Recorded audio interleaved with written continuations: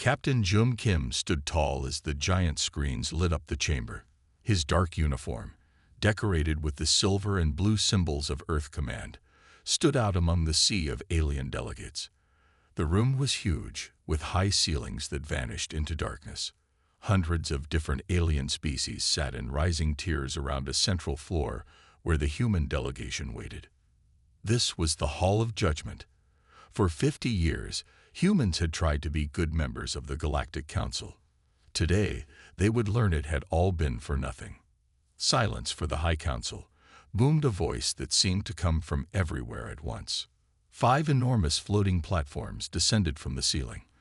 On each sat a member of the High Council, the oldest and most powerful species in the known galaxy. Their massive forms towered over everyone below. Ambassador Hannah Park stood at the front of the human group. Her face showed no emotion, but June could see how tightly she gripped her datapad. They had worked together for years, and he knew when she was worried. "The Council has reached its decision regarding the human problem," announced Counselor Vex, the leader of the Founders. The Founders were insect-like beings with hard green shells and multiple eyes.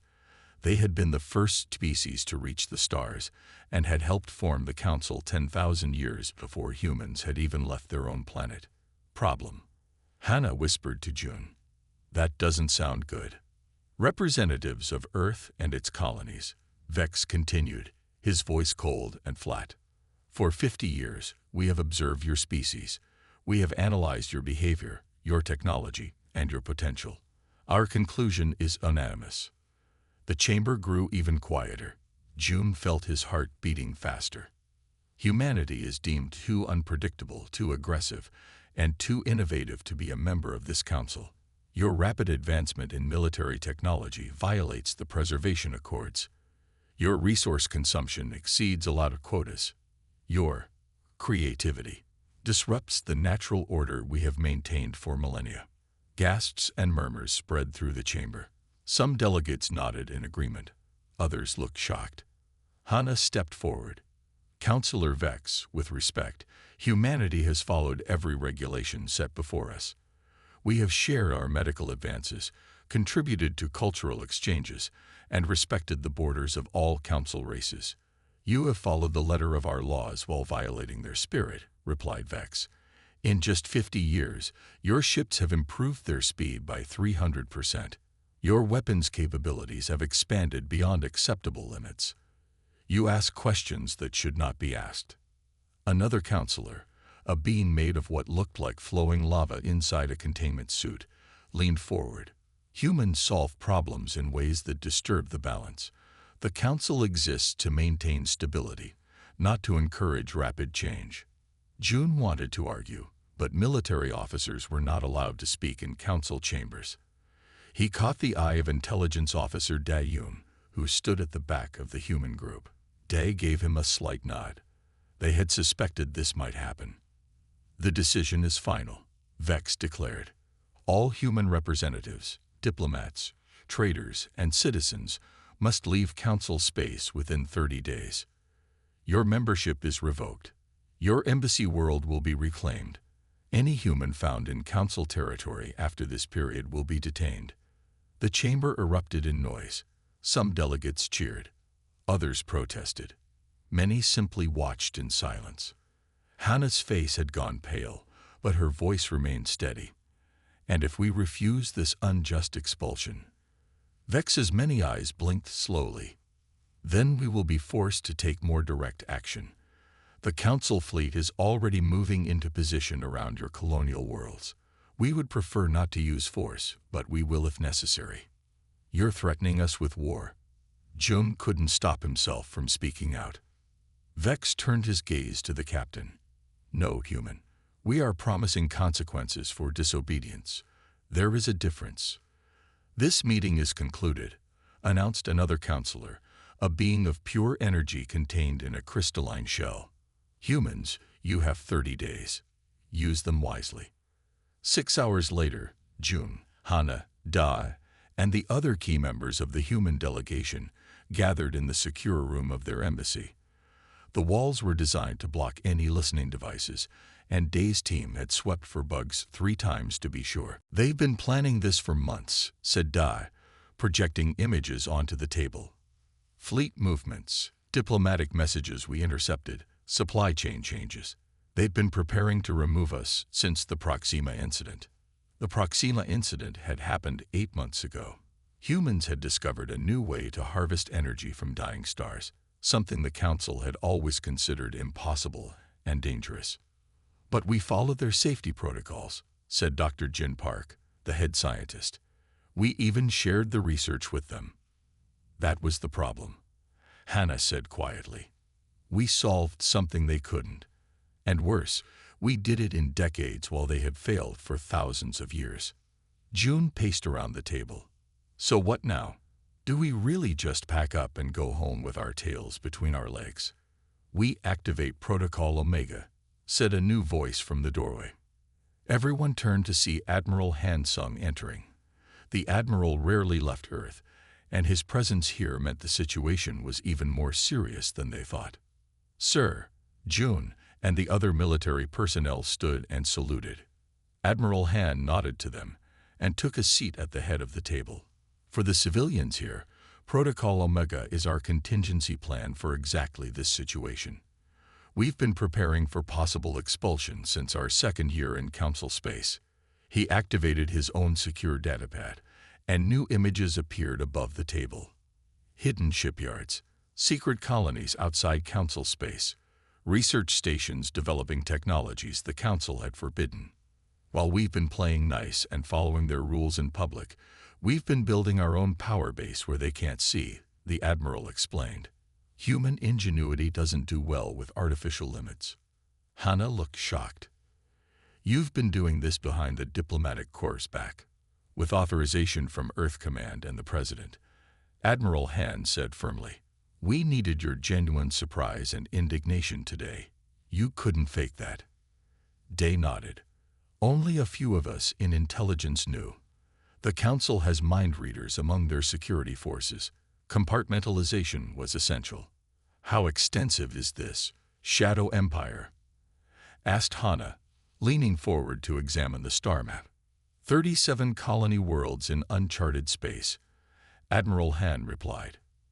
15 major shipyard facilities, 24 research stations working without Council restrictions, and alliances with 14 non-Council species who have their own reasons to dislike the current power structure. Jun whistled. "All this in just 50 years. Humans work fast when motivated," the Admiral said with a small smile. "And nothing motivates us like being told we can't do something." Dr. Jin Park studied the technical specifications floating above the table. "These designs, they're generations beyond what we're using in Council space. Without their restrictions, our progress has been exponential," Admiral Han confirmed. "The public-facing human technology is deliberately kept within Council guidelines. What you're seeing now is what we're really capable of." Hannah still looked troubled. "So we just accept their expulsion?" "We do more than accept it," said Admiral Han. "We embrace it. Today marks the end of humanity playing by their rules. Now we make our own." June felt a surge of excitement mixed with worry. "What about the civilian populations on our Council space colonies? There are millions of people on Proxima, Tau Ceti, and the others. Evacuation plans are already in motion," Dad explained, bringing up more data. "We've been moving people gradually for months, claiming labor shortages or research opportunities on Earth. The rest will be moved within the 30-day window." "And then what?" asked Hannah. "We hide in uncharted space forever." Admiral Han's expression turned serious. "No, Ambassador. We build, we grow, we advance, and when the time is right, we return. Not as supplicants begging for a seat at their table, but as a power they cannot ignore." "They have thousands of worlds," June pointed out. "Trillions of citizens, fleets that outnumber ours 100 to 1. "Numbers aren't everything," said Dai with a slight smile. "They've been stagnant for millennia. Their ships are identical to those their ancestors built. Their tactics haven't changed in 10,000 years. While we," continued Admiral Han, adapt, improve, overcome. That's what they fear about us, and it's why they want us gone before we grow too powerful within their system. He stood up and looked at each person around the table. The next 5 years will be challenging. We'll be isolated from the galactic community. Resources will be tight until our new colonies reach full production. But we have something they lack. What's that? Asked Hana. Hunger, said the Admiral. Not for food, but for progress, for betterment. Humans are never satisfied with good enough. We always ask, what's next? That's our greatest strength. June felt a new sense of purpose rising within him. What are your orders, sir? Captain Kim, you'll command our new flagship once it's completed next month. The Defiance, fastest ship we've ever built. I want you to personally oversee the evacuation of Ta City. Yes, sir. Ambassador Park, I need you to maintain diplomatic channels. Make it look like we're complying fully while protesting loudly. Keep them focused on your official complaints while we work behind the scenes. Hana nodded, though she still seemed unsure. Dr. Park, you're being reassigned to Research Station Prometheus in the Sagittarius Arm. Your work on quantum field manipulation is too important to abandon. And me, sir? Asked Da. You have the hardest job, Intelligence Officer Yoon. I need eyes and ears inside Council space after we're gone. Sleeper agents, informants, monitoring systems. We can't be blind to their movements. The Admiral looked around the table one more time. What happens in the next few years will determine humanity's place in the galaxy for centuries to come. They think they're punishing us by casting us out. Instead, they're setting us free. June felt a chill run down his spine. The Council had made a grave mistake today. They had feared human potential and tried to contain it. Now they would learn what humans could really do when the shackles came off. Dismissed, said Admiral Han. We have 30 days to change the course of human history. Let's not waste a minute. As they filed out of the room, June caught up with Hana in the hallway. Are you okay with all this? It's a lot to take in. She was quiet for a moment before answering. I spent my career trying to make peace with the Council races, trying to show them that humans could be good partners. It feels like failure. It's not your fault. They couldn't see our value, Jun said gently. Maybe not, she replied. But I wonder if Admiral Han is right. Maybe we are better off charting our own course.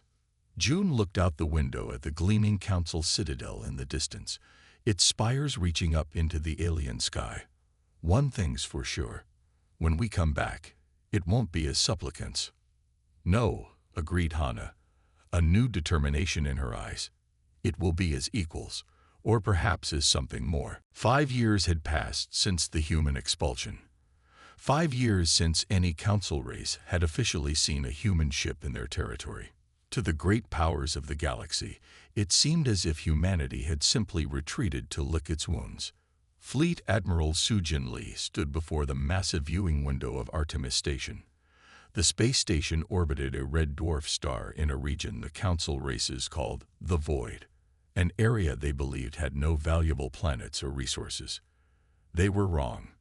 Status report, Soo-Jin said, her voice calm and steady. Her second-in-command, Captain Min Kang, handed her a datapad. Construction of the 7th Quantum Shipyard is complete. The new destroyer-class vessels are testing at 140% efficiency compared to projections, and our mining operations in the Cygnus Belt have discovered a new vein of dark matter crystals. Soo-Jin nodded with satisfaction. In just 5 years, humanity had accomplished what the Council had deemed impossible. They had not only survived their exile, they had thrived. The door to the observation deck slid open, and Science Director Jin Park entered. His normally calm face was flushed with excitement. Admiral, you need to see this, he said, linking his datapad to the main display. The large screen filled with complex equations and diagrams. Soo-Jin was no scientist, but she recognized a breakthrough when she saw one. Is this what I think it is? She asked. Jin nodded eagerly. We've done it. The quantum fold drive works. We can now travel between star systems in days instead of weeks or months. Captain Min's eyes widened. That's 10 times faster than council ships, even their fastest scout vessels. And they don't need to follow the established jump routes, Jin added. Our ships can create their own folds in spacetime, allowing us to bypass normal space entirely. Su Jin felt a surge of pride. This was exactly why the Council had feared humanity. Their ability to push boundaries, to think beyond established limits. How soon can we begin upgrading the fleet? She asked. The first prototypes are ready for installation on the Defiance, Jin replied. Captain Jun Kim has volunteered his ship as the first test platform. Su Jin smiled.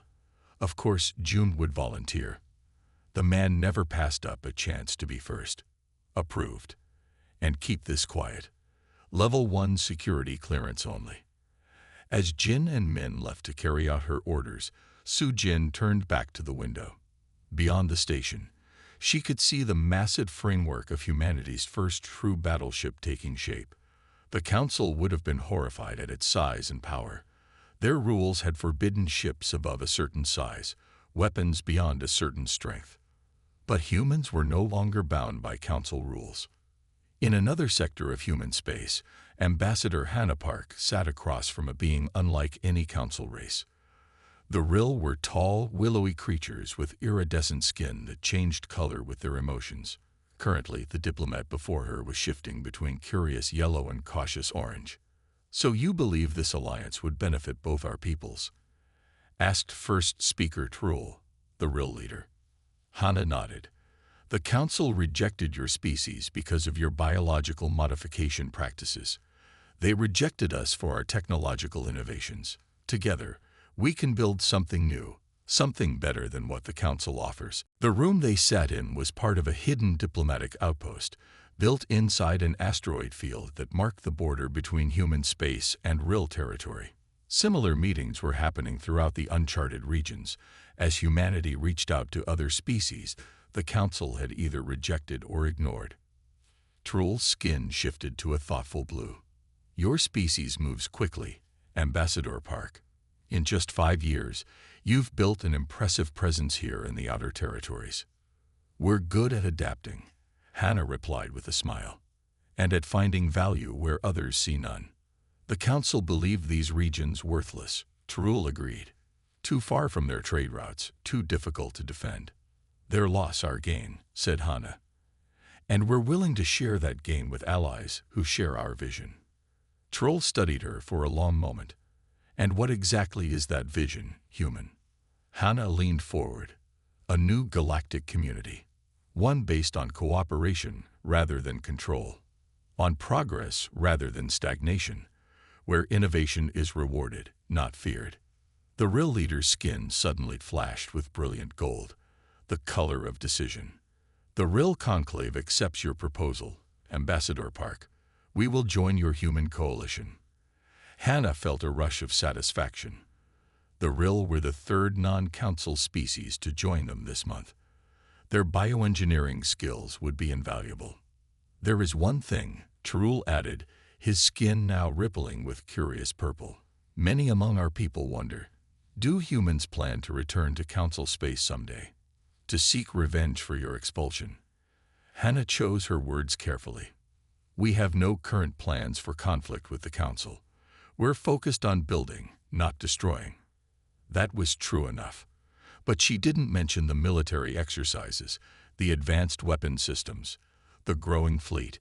Preparation wasn't the same as intention, after all.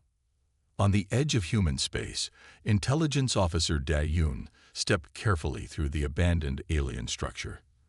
The massive complex had been built by a species long extinct. Its halls empty for thousands of years, or so the Council records claimed. Signals coming from the central chamber, said his teammate, Specialist Ji Wuhan, checking her scanner. Definitely active technology, not just background radiation. Day nodded.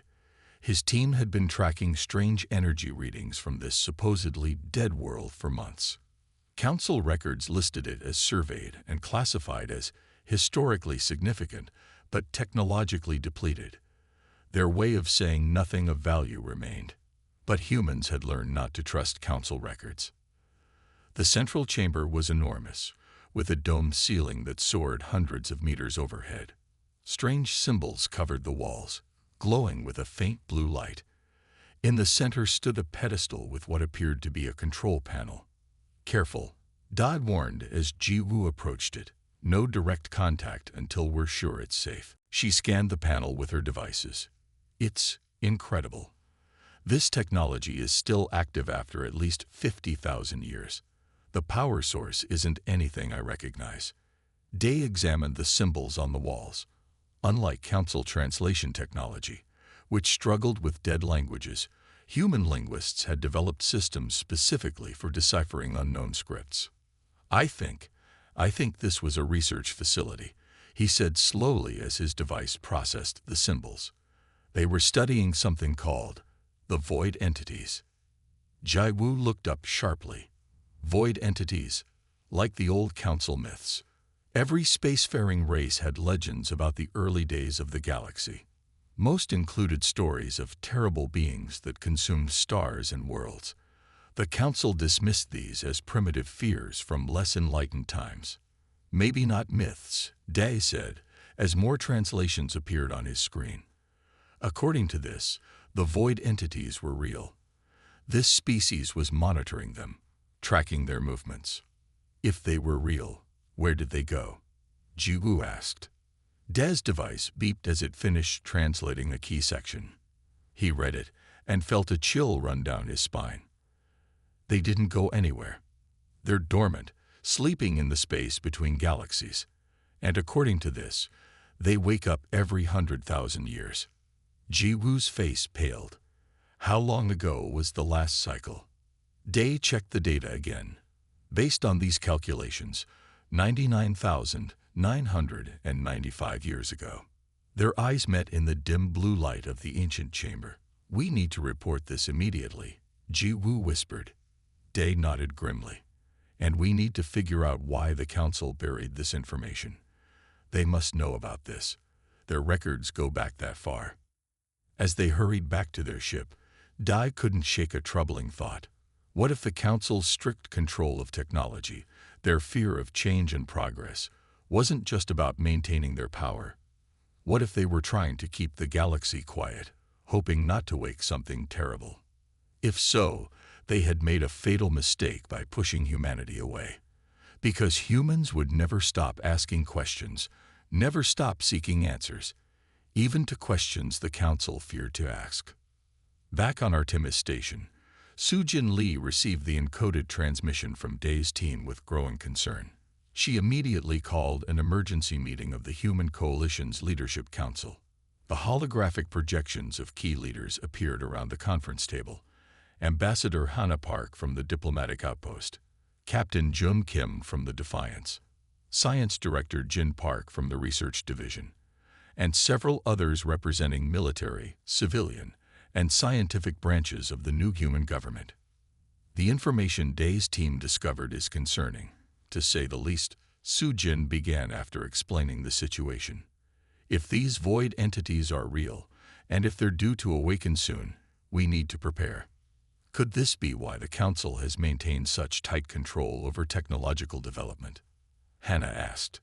They might be trying to keep the galaxy in a state of controlled stasis. Jin shook his head in frustration. If that's true, it's the wrong approach. Advancement is our best defense against any threat, not stagnation. Either way, said Jun, we need more information. The quantum fold drive is ready. The Defiance can travel to the coordinates Dai sent. See what's really out there on the edge of the galaxy. Soo-jin considered their options. In just 5 years, humanity had built something remarkable from their exile. They had ships, colonies, allies, and technology the Council could only dream of. They had been preparing to eventually return to Council space on their own terms. But now they might be facing something far more dangerous than political exile. Captain Kim, prepare the Defiance for immediate departure, she ordered. Take Day's team with you. I want eyes on whatever's out there.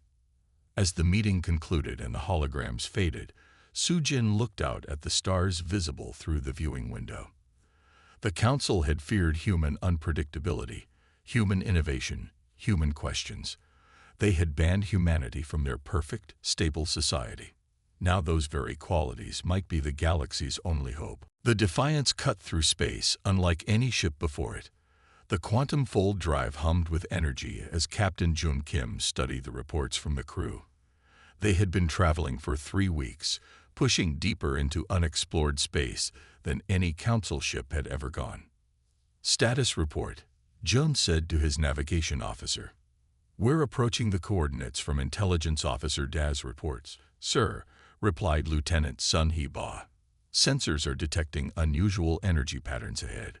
Jun nodded and turned to where Dai stood at the science station, any match to the readings from the ancient facility. Dave frowned at his screen. Similar, but much stronger. Whatever's out there, it's active, not dormant. The bridge crew fell silent. They had all been briefed on the potential threat of the void entities. If the ancient records were correct, these beings could consume entire stars for energy. Drop us out of quantum fold, Jun ordered. Passive sensors only. I don't want to announce our presence until we know what we're dealing with. The ship slowed and emerged into normal space. The main view screen adjusted to show the scene ahead, and everyone on the bridge gasped. A massive dark cloud hung in space before them, stretching farther than their sensors could measure. Within it, points of light flickered and died like stars being snuffed out one by one. Is that Lieutenant Sun? He couldn't finish her sentence. A void entity, Dag confirmed, his voice barely above a whisper. And it's awake. Jun studied the readings with growing concern. How big is that thing? Current estimates put it at roughly the size of a small solar system, reported the science officer. And our long-range sensors detect at least 3 more similar entities moving through this sector. We need to gather as much data as possible and return to Artemis Station immediately, Jun said. Full scan pattern. Record everything. As the crew worked, Jun stepped closer to Da. How long before they reach council space? Day ran the calculations. At their current speed, 6 months, maybe less. Jun's expression hardened. And the council has no idea what's coming, do they? Based on how they buried the historical records. I doubt it, Day replied. They might know the legends, but I don't think they believe the threat is real. Well, Jun said grimly, they're about to find out. The emergency alarm blared throughout the council citadel for the first time in 700 years. Council security forces rushed through the halls, while delegates from hundreds of worlds demanded answers. In orbit above the citadel, a human fleet had appeared without warning. 50 ships of unknown design had bypassed all of the Council's defense systems, appearing simultaneously using a technology the Council's scientists couldn't understand. But they had not fired a single shot. Inside the Great Council chamber, the 5 High Councilors had assembled on their platforms. Before them stood Ambassador Hana Park, flanked by Captain Jun Kim and Intelligence Officer Da Yoon. This is an outrageous violation of your expulsion terms, Councilor Vex said, his insect-like mandibles clicking with anger. How dare you return to council space? We come with a warning, Hana replied calmly. One you would be wise to heed. Warnings? Threats? Scoffed another councilor, the energy being in its crystal shell. Is this how humans seek revenge for their well-deserved expulsion? Jun stepped forward. This isn't about revenge, Counselor. This is about survival. For all of us. Day activated a projector, and the image of the void entity filled the chamber. Gasps and cries of fear echoed from the gathered delegates. This is impossible, whispered Counselor Vex, his many eyes fixed on the image. We discovered ancient records about these void entities, Day explained. Records that were mysteriously absent from the council archives you shared with humanity. They wake every 100,000 years to feed on stars and energy. And they're awake now. The chamber erupted in chaos. Delegates shouted questions and accusations. Some called the humans liars. Others demanded immediate action. Silence, thundered Vex, and the room gradually quieted. How do we know this isn't some human trick? Some fabricated threat to force us to accept you back? We have no reason to lie, Hannah said firmly. Humanity has built a new home outside council space. We didn't return because we needed you. We returned because despite everything, we believe all sentient life deserves a chance to survive. Vex and the other counselors conferred quietly for a moment. The historical records do mention similar phenomena, admitted a counselor the humans hadn't met before. But they were sealed by the first council, deemed too dangerous for general knowledge. Keeping secrets didn't make the danger go away, June pointed out. It just left everyone unprepared. How long do we have? Asked Vex, his tone now serious. Based on their current trajectory, the void entities will reach the outer council worlds in less than 6 months, Day reported. We've been tracking them for weeks now. 6 months. The crystal counselor's light pulsed with alarm. That's not enough time to evacuate even a fraction of our worlds. We're not suggesting evacuation, Hannah said. We're suggesting we fight. The council chamber went completely silent. Fight. Vex's voice was incredulous. These beings consume stars. What weapons could possibly harm them? June nodded to Da, who changed the projection. Now it showed technical schematics for a device, unlike anything the council had seen before. This is a quantum resonance disruptor, June explained. Our scientists believe it can destabilize the void entity's energy matrix, essentially preventing them from consuming matter and energy in our space. This technology, the lava-like counselor leaned forward. It violates dozens of council restrictions on weapons research. Yes, Hannah agreed simply. Restrictions that humanity is no longer bound by. Restrictions that might have doomed this galaxy if we had followed them. The 5 counselors exchanged looks. For the first time in their long lives, they seemed uncertain. What are you proposing, Ambassador Park? Vex finally asked. An alliance, Hannah replied. Humanity will share our quantum resonance technology. In return, we need council ships to help deploy it. Even with our expanded fleet, we don't have enough vessels to cover all the potential entry points the void entities might use. And after this threat is dealt with, asked Vex. What then? Hannah's gaze was steady. That will depend on the council. Humanity has changed in these 5 years. We've built something new in the regions you deemed worthless. We've made allies among species you rejected. We don't need to return to the council as it was. You're offering terms, Vex realized. To us. We're offering a choice, Hannah corrected. Work with us as equals to save the galaxy, or face the void alone. The decision is yours. In a private chamber off the main council hall, June, Hannah, and Dai waited for the council's response. They had been debating for hours. Do you think they'll agree? Dai asked. They don't have much choice, June replied. Their weapons are useless against the void entities. We've confirmed that. Hannah looked troubled. I keep thinking about the timing of all this. The council expelled us just as we were making breakthroughs in quantum physics, the very field that led to our resonance technology. You think they knew, asked Da, about the void entities cycle? I think the first council did, Hannah said. I think they established all those technological restrictions trying to keep the galaxy quiet, hoping the void would pass us by if we didn't draw attention. A strategy of hiding under the blanket and hoping the monster doesn't notice you, Jun said with a shake of his head. When they should have been building better defenses all along. The door slid open and a council aide entered. The counselors request your presence. They have reached their decision. Back in the main chamber, the mood had changed. The panic had subsided, replaced by a grim determination. The council has reviewed your evidence, Vex announced. We find it compelling. We will accept your proposed alliance against the void entities. A ripple of murmurs spread through the gathered delegates. However, Vex continued, "We have conditions. This alliance is temporary, solely for the purpose of combating this threat.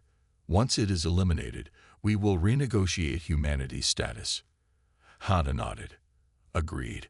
We have conditions as well. Full data sharing between our scientists. No restrictions on the deployment of quantum resonance technology, and recognition of the human coalition's sovereign territory outside Council space." "The human coalition," Vex repeated. "You formed a new government." "We formed a new alliance," Hana corrected, "with 14 species who share our values of progress and cooperation. Species the Council either rejected or ignored." This caused another stir among the delegates. Many looked uncomfortable at the idea of humans forming their own power block. "These terms are acceptable," Vex finally said, though he didn't sound happy about it. "We will begin coordinating our fleets immediately." As the formal procedures began for establishing the Joint Defense Force, Captain June found himself approached by a Council military leader, a tall reptilian being with scales that shimmered like metal. "Your ships," the commander said. "How did they bypass our defense grid? Our best systems didn't even detect your approach." June smiled slightly. "Quantum fold technology. We don't move through normal space. We fold it around us and step from one point to another." The commander's eyes widened. "Impossible. Our scientists said such technology would require energy levels no ship could generate." "Your scientists said many things were impossible," June replied. "Humanity decided to find out for ourselves." The commander studied him with new respect. "Perhaps the Council was right to fear your species after all." "Fear was the wrong response," Jones said as he watched Hana confidently directing the human delegation. "They should have embraced what we offered instead of pushing us away. Now the entire galaxy will face the consequences of that mistake." "And yet you came back to help us," the commander observed. June nodded. "That's what humans do. Even when it's not in our best interest, we help.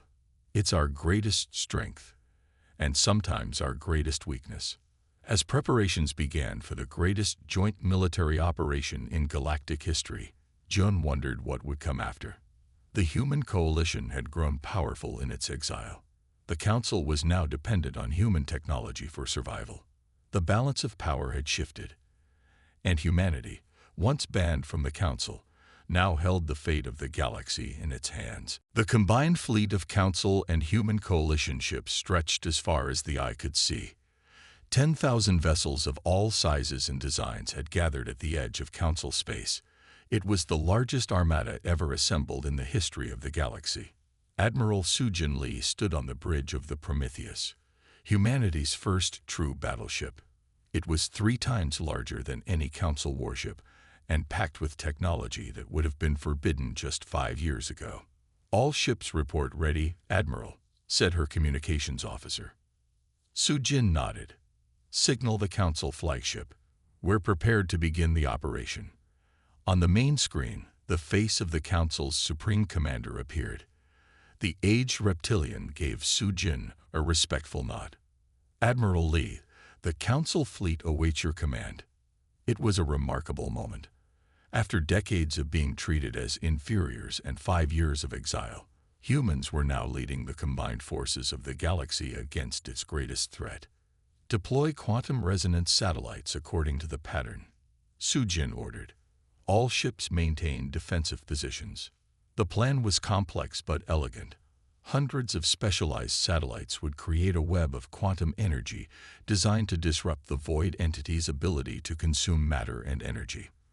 The theory had been proven in small-scale tests, but no one knew if it would work against entities the size of solar systems. "First wave of satellites away," reported Captain Min. "Energy grid forming as expected." Sujin watched the tactical display as the quantum web took shape. Green lines of energy began to connect the satellites, forming a barrier between inhabited space and the approaching darkness. "We're detecting movement," announced the sensor officer. "The void entities are accelerating. They seem to sense our presence." On the far side of the fleet, the Defiance held position with the Rapid Response Group. Captain Jum Kim studied the readings with growing concern. "They're adapting faster than we predicted," he said to Dai, who stood beside him. "The leading edge of the nearest entity is changing its energy pattern." Dai quickly analyzed the data. "It's trying to find a frequency our quantum web can't block." Jun opened a channel to the Prometheus. "Admiral Lee, the entities are showing signs of intelligence. They're actively working to counter our defenses." Su Jin frowned at this news. "Adjust the resonance frequency. Keep cycling through the patterns we programmed." Across the fleet, human technicians worked alongside Council engineers, making rapid adjustments to the quantum web. The Alliance had merged the best of both worlds: Council experience and stability combined with human innovation and adaptability. But the void entities were powerful beyond imagination. The first one reached the quantum web and pushed against it. The green energy lines flared bright white as the two forces collided. "Web holding at 82% efficiency," reported Captain Min. "But it's dropping steadily." Su Jin made a quick decision. "Deploy the second phase now. We can't wait." Throughout the fleet, special weapons platforms activated. These were the true breakthrough, devices capable of firing concentrated beams of quantum resonance energy directly into the heart of the void entities. "All platforms report ready," said the weapons officer. "Fire," Su Jin ordered. Brilliant beams of blue-white energy shot from hundreds of points across the fleet. They pierced the quantum web and struck the approaching darkness beyond. Where they hit, the void entities seemed to ripple and shrink away. "It's working," exclaimed Captain Min. But their success was short-lived. The void entity's surface boiled with new activity, and suddenly the darkness pushed forward with renewed force. The quantum web began to fail in multiple sectors. "Web collapsing in sectors 7 through 12, reported the tactical officer. "Entity breakthrough imminent." Su Jin opened a channel to all ships. "This is Admiral Lee. Fall back to secondary positions. Prepare for direct engagement." As the fleet began to move, Jun noticed something strange on his sensors. "The entity is focusing its attack on Council ships," he told Da. "It's ignoring human vessels when possible." "That can't be coincidence," Day replied, studying the pattern. "It's as if it recognizes Council technology specifically." Jun quickly opened a channel to the Prometheus. "Admiral, we have a theory. The void entities seem to be targeting Council ships preferentially. We think they might recognize the technology from previous cycles." Su Jin considered this. If they've encountered the Council races before, in previous awakening cycles, then they've evolved to counter their defenses. Jun finished. But human technology is new to them. They don't know how to fight it yet. Su Jin turned to her tactical officer. "Reconfigure the fleet. Human coalition ships to the front, Council vessels in support positions." The Supreme Commander of the Council forces objected immediately. "Admiral Lee, my ships have the most experience in large-scale combat operations." "Your ships are being targeted first," Su Jin replied firmly. "This isn't about pride or experience. It's about using the most effective strategy against an enemy that seems to recognize your technology." After a brief hesitation, the commander nodded. "Very well. Council ships will follow your lead." The fleet reorganized quickly, with human vessels moving to the front lines. As they did, the void entity's attack pattern became more erratic, as if confused by the change. "It's working," said Captain Min. "The entity is having trouble targeting our systems." Su Jin saw their opportunity. "All human coalition ships, channel maximum power to your quantum resonance weapons. Target the same point simultaneously." Across the front line, human ships aligned their weapons on a single spot near what sensors indicated might be a vulnerable point in the void entity's structure. "Fire," Su Jin commanded. The combined energy of hundreds of ships struck the entity at once. A blinding flash of light filled the view screens, forcing everyone to shield their eyes. When they could see again, a massive hole had been torn in the darkness. The void entity seemed to writhe in pain, pulling away from the fleet. It's retreating, Dak confirmed, watching his sensors. All four entities are changing course, moving away from Council space. A cheer went up across the bridge of the Prometheus. Similar celebrations could be heard on the open channels from other ships. But Su Jin remained cautious, maintained battle stations. They could be regrouping. Hours passed as the fleet watched the void entities continue to move away. Finally, long-range scouts confirmed that the entities were accelerating toward the space between galaxies, returning to the void from which they came. "They're running," said Captain Min in disbelief. "We actually drove them off." Su Jin allowed herself a small smile. "For now. But they'll be back in time. Perhaps not for thousands of years, but eventually." She opened a channel to the Council flagship. "Supreme Commander, the immediate threat appears to be contained. I suggest we maintain the quantum web as an early warning system." The commander's face showed a mixture of relief and something else. Respect, perhaps. "Agreed, Admiral Lee. And the Council owes humanity a debt of gratitude." 3 weeks later, Ambassador Hannah Park once again stood before the High Council. This time, she was not a supplicant or even just a messenger bearing warnings. She was the representative of the power that had saved the galaxy. "The human coalition appreciates the Council's gratitude," Hannah said diplomatically. "But words are not enough. We need to discuss the future relationship between our peoples." Councillor Vex, who had once dismissed humans as dangerous and unpredictable, now seemed much less certain of himself. "What does humanity want?" he asked simply. Hannah looked around the chamber. Every delegate from every council world was present. This was perhaps the most important diplomatic moment in galactic history. "We want several things," she began. "First, the official recognition of the human coalition as an independent sovereign power with all the rights and privileges that entails." Vex nodded. "After your service against the void entities, that is easily granted. Second, we want the technological restrictions lifted, not just for humans, but for all species. The free exchange of ideas and innovations will make us all stronger." This caused murmurs among the delegates.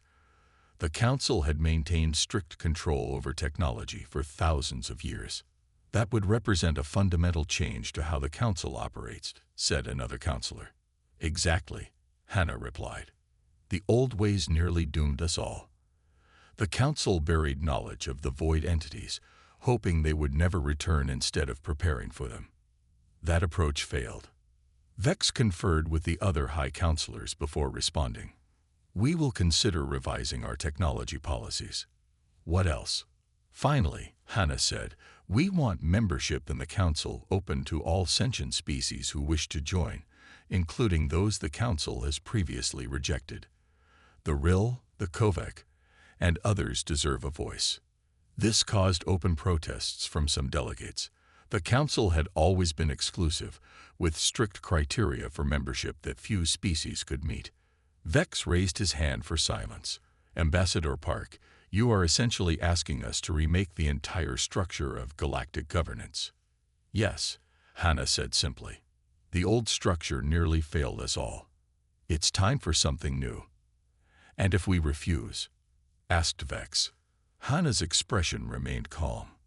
"Then the human coalition will continue on its own path. We've proven we can thrive outside Council space. We've proven our technology is more advanced in many ways. We don't need the Council." She paused before adding, "But we believe cooperation is better than isolation. We're offering a partnership, not making demands." The Council chamber fell silent as everyone considered the implications. Humanity had changed the balance of power permanently. They could not be ignored or dismissed any longer. Finally, Vex spoke again. "The Council will need time to consider such fundamental changes, but in principle, we are open to a new relationship with humanity and its allies." Hannah nodded. "Take the time you need. The human coalition will wait for your response." As she left the chamber, Hannah found Jun waiting for her. "How did it go?" he asked. "About as expected," she replied. "They'll debate for weeks, possibly months. But in the end, they'll agree to most of our terms. They don't have much choice. It's strange, Jum said as they walked toward their ship. 5 years ago, they banned us, thinking we were dangerous. Now the entire galaxy looks to humanity for leadership. They weren't entirely wrong about us being dangerous, Hannah said with a small smile. But they misunderstood what that meant. Our unpredictability, our innovation, our constant questioning. Those turned out to be our greatest strengths, not flaws to be feared. June nodded thoughtfully. What do you think comes next? For humanity, I mean. Hannah looked up at the stars visible through the Citadel's transparent dome. Something new. Something better. We'll help build a galaxy where progress isn't feared, where cooperation replaces control. Sounds like a big job, Jun said. It is, Hannah agreed. But if there's one thing humans are good at, it's taking on impossible challenges. As their ship prepared to depart, Hannah took one last look at the Council Citadel. Once, it had represented humanity's greatest aspiration, to join the community of advanced species. Now it was just one step in a much longer journey. The Council had banned humanity, thinking they were containing a threat. Instead, they had set free the very force that would transform the galaxy forever. And humanity, once outcasts, now held the future in their hands.